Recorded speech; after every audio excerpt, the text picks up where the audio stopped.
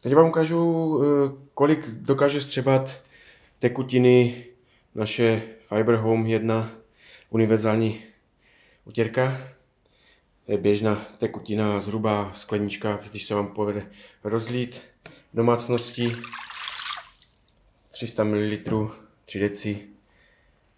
Tak já do toho namočím tuhle hadru. Uvidíme, kolik toho dokáže střebat.